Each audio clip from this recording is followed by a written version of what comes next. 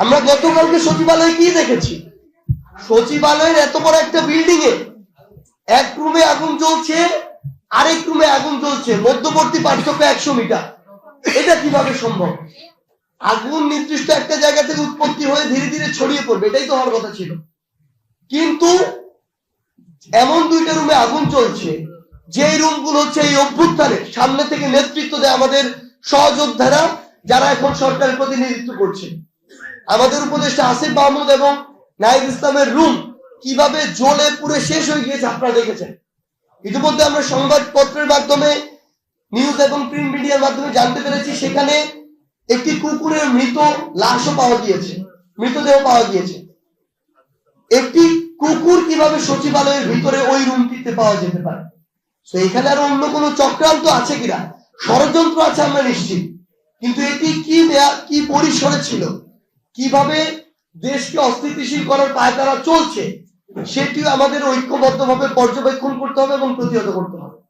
এখন আমরা যদি নিজেদের ভিতরে একটা যৌক্তিক সময় নিয়েও বিভাজন শুরু করি, তাহলে এইভাবে সুযোগ দিবে। কিন্তু আমাদের জায়গা থেকে আমরা স্পষ্ট করে বলি, সচিবালয়ে যে আমলারা ছিল, এদের একটা বড় অংশ খুনি হাসিনাকে ওই চেয়ারে বসিয়ে রেখেছিল। এদের একটা বড় অংশ সকল অন্যায় অপকর্মকে বিগত 16 বছর ধরে বৈধতা দিয়েছে। এদের একটা বড় অংশ বাংলাদেশের সরকারি অফিসগুলোতে খুনি হাসিনার পারিবারিক যে তন্ত্র, সেটি চালিয়েছে। আমরা আমাদের জায়গা থেকে মনে করি এই সরকারি অফিসগুলো তো দলীয় অফিস ছিল না, কিন্তু আপনি দেখবেন প্রত্যেকটা সরকারি অফিস দলীয় অফিস হয়ে গিয়েছিল। কিভাবে? রেফারেন্সের ভিত্তিতে, স্বজনপ্রীতির ভিত্তিতে, ক্ষমতার অপব্যবহারের ভিত্তিতে, ওই গোপালগঞ্জ ইজমের ভিত্তিতে, গণভবন ইজমের ভিত্তিতে। আমরা আমাদের জায়গা থেকে যে জিনিসটা মনে করি যে আমলাতন্ত্রে এতদিন ধরে আসলে বিপ্লবীরা এবং সরকারে যারা আছে তারা তাদের জায়গা থেকে অনেকটাই সুশীলতা দেখিয়েছে।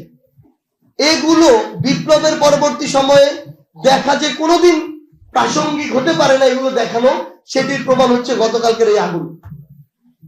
আমরা দেখেছি 4ই আগস্টেও সচিবালয়ে নিজের অফিস বাদ দিয়ে সেখান থেকে বের হয়ে বিভিন্ন জায়গায়, সচিবালয়ের সামনে বলেন, পল্টনে বলেন, প্রেস ক্লাবের সামনে বলেন, বিভিন্ন জায়গায় কিছু তথাকথিত আমলা নামক দাস, শেখ হাসিনার কিছু দালাল স্লোগান দিয়েছে খুনি হাসিনার পক্ষে। তারা এখন সচিবালয় অফিস করে। তো তারা যখন 4 আগস্টে এই কাজ করে সচিবালয় অফিস করে, আপনার সচিবালয় নিরাপদ কিভাবে থাকবে? আমরা আমাদের জায়গা থেকে মনে করি এই অন্তর্বর্তীকালীন সরকারের এখন এই অভ্যুত্থান এবং বিপ্লবের স্পিরিটকে ধারণ করে ওইভাবেই পদক্ষেপ নেওয়া উচিত। এখানে হয় সাদা না হয় কালো, মধ্যবর্তী কোনো জায়গা নাই। যারা বিগত 16 বছর ধরে এভাবে এত প্রত্যক্ষ এবং পরোক্ষভাবে মানুষের উপর জুলুম করলো, নির্যাতন করলো, নিপীড়ন করলো, তাদেরকে যদি আপনি একটি চেয়ারে বসিয়ে রাখেন, ওই চেয়ারের যে রেসপন্সিবিলিটি, ওই রেসপন্সিবিলিটির সাথে দেশের হাজার হাজার লক্ষ লক্ষ মানুষের সেবা সম্পৃক্ত, সেটা তো কোনোদিন সুষ্ঠুভাবে পাওয়া সম্ভব নয়। এবং ওই চেয়ারগুলোকে ব্যবহার করে দেশের সচিবালয়ের ভিতরে থেকে শুরু করে পুরো দেশে বিভিন্ন বিশৃঙ্খলা এখনো হচ্ছে, অপকর্ম হচ্ছে, এখনো বিভিন্ন জায়গায় দলীয় এজেন্ডা বাস্তবায়ন হচ্ছে। কার দলীয় এজেন্ডা এটা ফ্যাক্ট না, কিন্তু এটা হবে কেন এটা ফ্যাক্ট।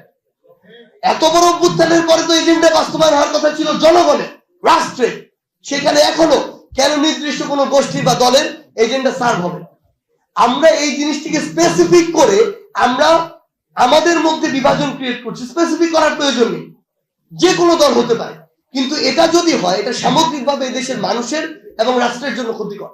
এবং আমরা চাই যে আমাদের যে তরুণ প্রজন্মের হাত ধরে এই নতুন বিপ্লব সাধিত হয়েছে এই দেশে, সেটা যেন আমরা আমাদের রক্তে, আমাদের ধমনীতে ধারণ করি, এবং সেটাকে ধারণ করে যেন আমরা আমাদের কাজগুলো করি। আমাদের যেন এই সৎ সাহস থাকে, ভালোটাকে ভালো বলবো, খারাপটাকে